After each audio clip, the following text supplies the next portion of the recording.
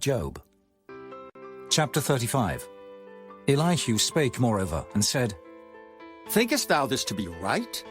That thou saidst, My righteousness is more than God's? For thou saidst, What advantage will it be unto thee, and what profit shall I have, if I be cleansed from my sin? I will answer thee, and thy companions with thee. Look unto the heavens, and see, and behold the clouds which are higher than thou.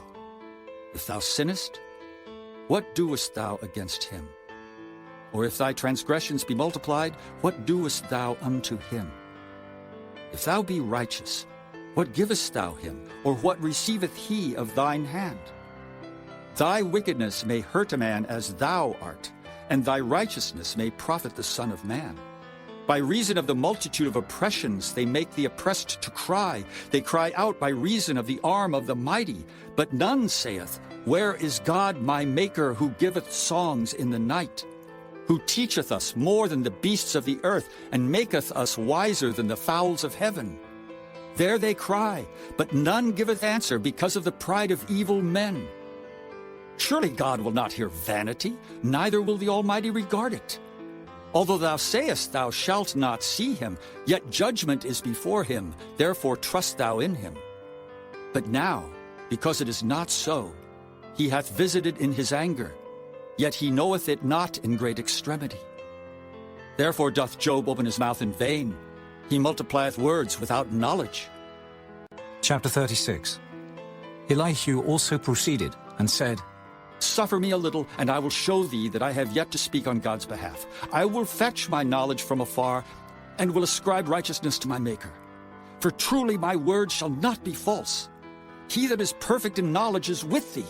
Behold, God is mighty, and despiseth not any.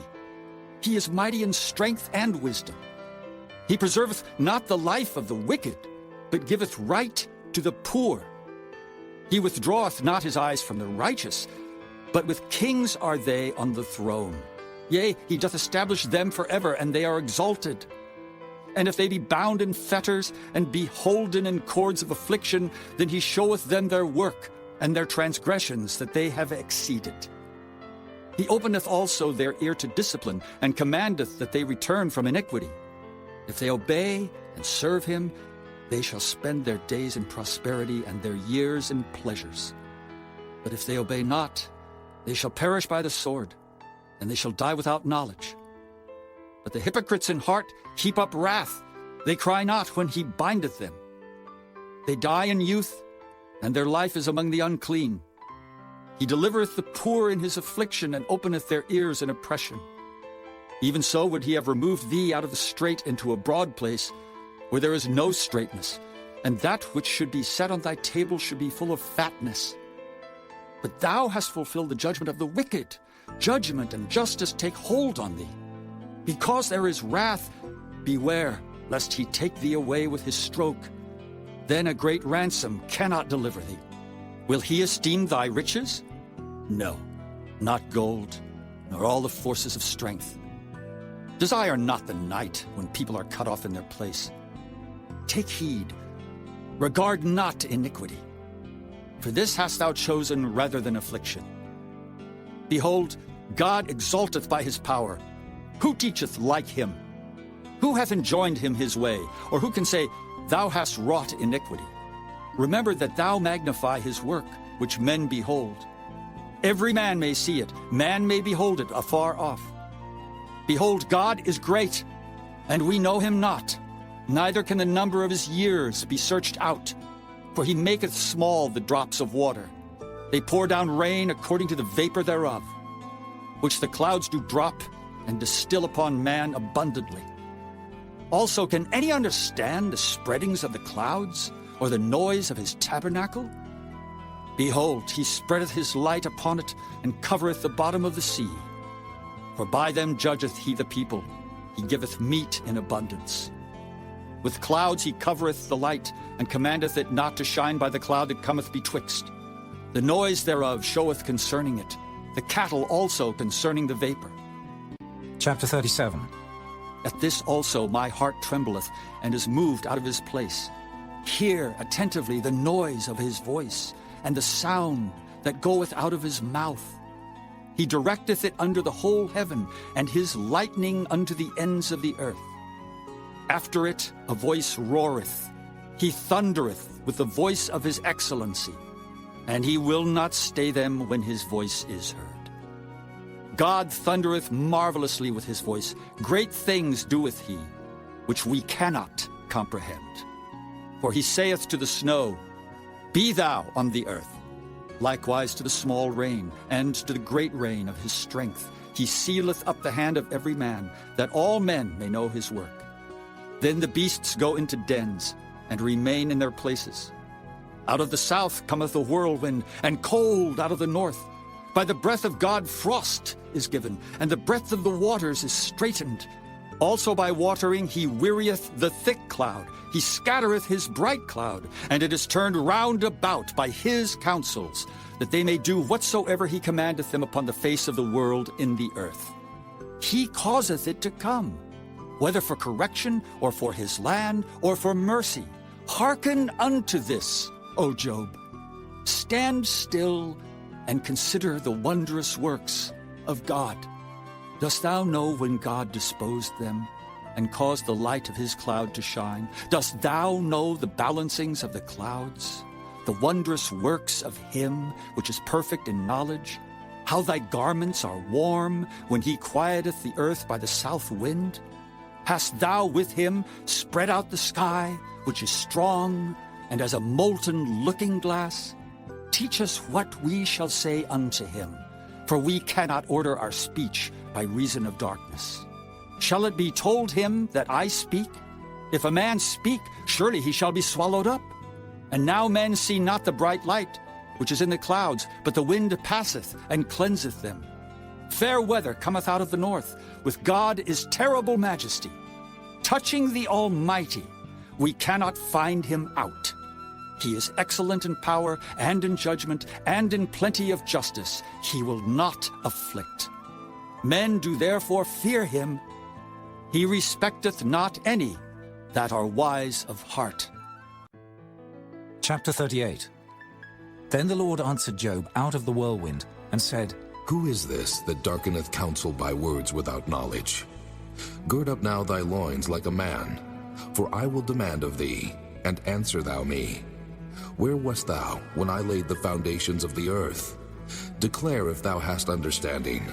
Who hath laid the measures thereof, if thou knowest? Or who hath stretched the line upon it? Whereupon are the foundations thereof fastened? Or who laid the cornerstone thereof? When the morning stars sang together, and all the sons of God shouted for joy?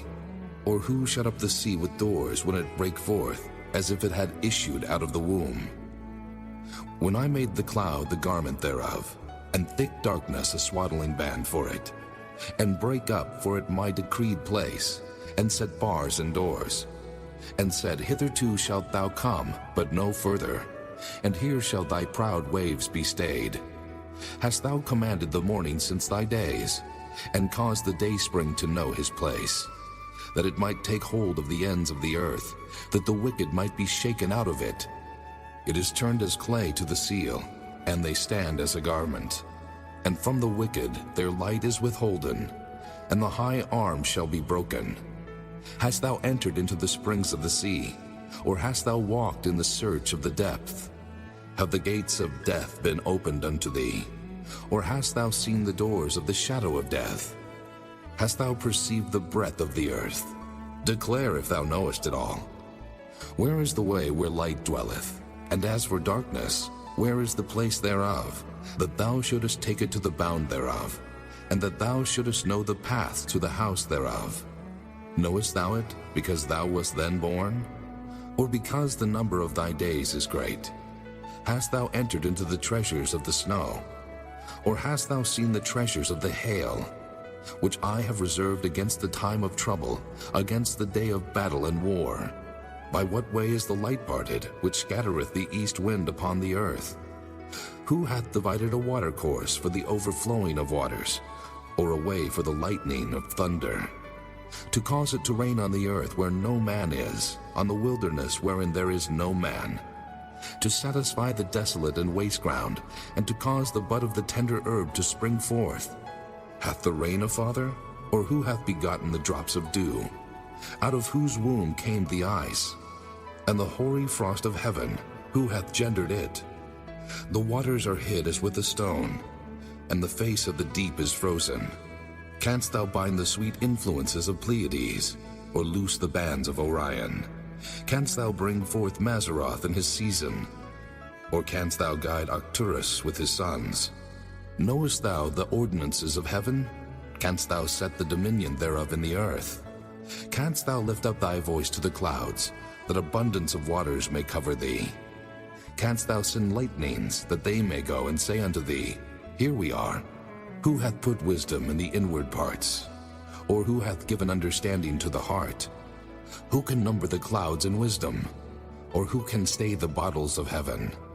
When the dust groweth into hardness, and the clods cleave fast together, wilt thou hunt the prey for the lion, or fill the appetite of the young lions when they couch in their dens, and abide in the covert to lie in wait?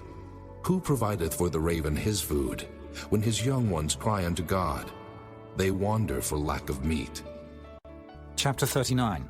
Knowest thou the time when the wild goats of the rock bring forth? Or canst thou mark when the hinds do calve? Canst thou number the months that they fulfill? Or knowest thou the time when they bring forth? They bow themselves, they bring forth their young ones, they cast out their sorrows. Their young ones are in good liking. They grow up with corn. They go forth and return not unto them. Who hath sent out the wild ass free? Or who hath loosed the bands of the wild ass, whose house I have made the wilderness, and the barren land his dwellings? He scorneth the multitude of the city, neither regardeth he the crying of the driver. The range of the mountains is his pasture, and he searcheth after every green thing. Will the unicorn be willing to serve thee, or abide by thy crib? Canst thou bind the unicorn with his band in the furrow, or will he harrow the valleys after thee? Wilt thou trust him, because his strength is great, or wilt thou leave thy labor to him? Wilt thou believe him, that he will bring home thy seed, and gather it into thy barn? Gavest thou the goodly wings unto the peacocks, or wings and feathers unto the ostrich, which leaveth her eggs in the earth, and warmeth them in dust, and forgetteth that the foot may crush them, or that the wild beast may break them? She is hardened against her young ones, as though they were not hers. Her labor is in vain without fear, because God hath deprived her of wisdom, neither hath he imparted to her understanding. What time she lifteth up herself on high, she scorneth the horse and his rider. Hast thou given the horse strength? Hast thou clothed his neck with thunder? Canst thou make him afraid as a grasshopper? The glory of his nostrils is terrible. He paweth in the valley, and rejoiceth in his strength. He goeth on to meet the armed men. He mocketh at fear, and is not affrighted, neither turneth he back from the sword. The quiver rattleth against him, the glittering spear and the shield. He swalloweth the ground with fierceness and rage. Neither believeth he that it is the sound of the trumpet. He saith among the trumpets, Ha, ha! And he smelleth the battle afar off, the thunder of the captains and the shouting. Doth the hawk fly by thy wisdom, and stretch her wings toward the south? Doth the eagle mount up at thy command, and make her nest on high? She dwelleth and abideth on the rock, upon the crag of the rock and the strong place.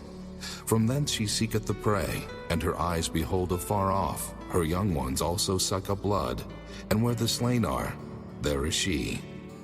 Chapter 40. Moreover the Lord answered Job, and said, Shall he that contendeth with the Almighty instruct him? He that reproveth God, let him answer it. Then Job answered the Lord, and said, Behold, I am vile. What shall I answer thee? I will lay mine hand upon my mouth.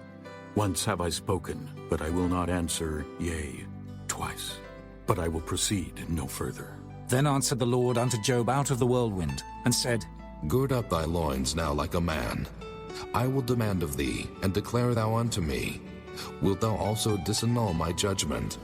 Wilt thou condemn me, that thou mayest be righteous? Hast thou an arm like God? Or canst thou thunder with a voice like him? Deck thyself now with majesty and excellency, and array thyself with glory and beauty. Cast abroad the rage of thy wrath, and behold everyone that is proud, and abase him.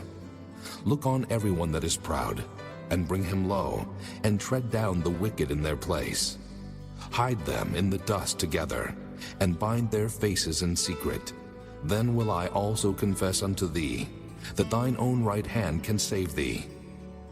Behold now Behemoth, which I made with thee. He eateth grass as an ox. Lo now, his strength is in his loins, and his force is in the navel of his belly.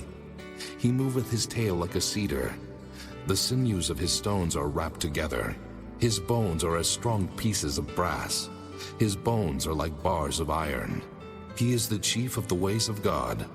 He that made him can make his sword to approach unto him. Surely the mountains bring him forth food, where all the beasts of the field play. He lieth under the shady trees in the covert of the reed and fens. The shady trees cover him with their shadow. The willows of the brook compass him about. Behold, he drinketh up a river, and hasteth not. He trusteth that he can draw up Jordan into his mouth. He taketh it with his eyes. His nose pierceth through snares. Chapter 41. Canst thou draw out Leviathan with an hook, or his tongue with a cord which thou lettest down? Canst thou put an hook into his nose, or bore his jaw through with a thorn? Will he make many supplications unto thee? Will he speak soft words unto thee? Will he make a covenant with thee? Wilt thou take him for a servant forever? Wilt thou play with him as with a bird? Or wilt thou bind him for thy maidens? Shall the companions make a banquet of him? Shall they part him among the merchants? Canst thou fill his skin with barbed irons, or his head with fish spears? Lay thine hand upon him. Remember the battle. Do no more. Behold, the hope of him is in vain. Shall not one be cast down even at the sight of him? None is so fierce that dare stir him up. Who then is able to stand before me? Who hath prevented me, that I should repay him? Whatsoever is under the whole heaven is mine. I will not conceal his parts, nor his power, nor his comely proportion. Who can discover the face of his garment? Or who can come to him with his double bridle? Who can open the doors of his face? His teeth are terrible round about. His scales are his pride, shut up together as with a close seal. One is so near to another that no air can come between them. They are joined one to another. They stick together that they cannot be sundered. By his Nesines a light doth shine, and his eyes are like the eyelids of the morning. Out of his mouth go burning lamps, and sparks of fire leap out. Out of his nostrils goeth smoke, as out of a seething pot or cauldron. His breath kindleth coals, and a flame goeth out of his mouth. In his neck remaineth strength, and sorrow is turned into joy before him. The flakes of his flesh are joined together. They are firm in themselves. They cannot be moved. His heart is as firm as a stone, yea, as hard as a piece of the nether millstone. When he raiseth up himself, the mighty are afraid. By reason of breakings they purify themselves. The sword of him that layeth at him cannot hold, the spear, the dart, nor the habergeon. He esteemeth iron as straw, and brass as rotten wood. The arrow cannot make him flee. Slingstones are turned with him into stubble. Darts are counted as stubble. He laugheth at the shaking of a spear. Sharp stones are under him. He spreadeth sharp-pointed things upon the mire. He maketh the deep to boil like a pot. He maketh the sea like a pot of ointment. He maketh the path to shine after him. One would think the deep to be hoary. Upon earth there is not his like, who is made without fear. He beholdeth all high things. He is a king over all the children of pride. Chapter 42. Then Job answered the Lord, and said, I know that thou canst do everything, and that no thought can be withholden from thee. Who is he that hideth counsel without knowledge?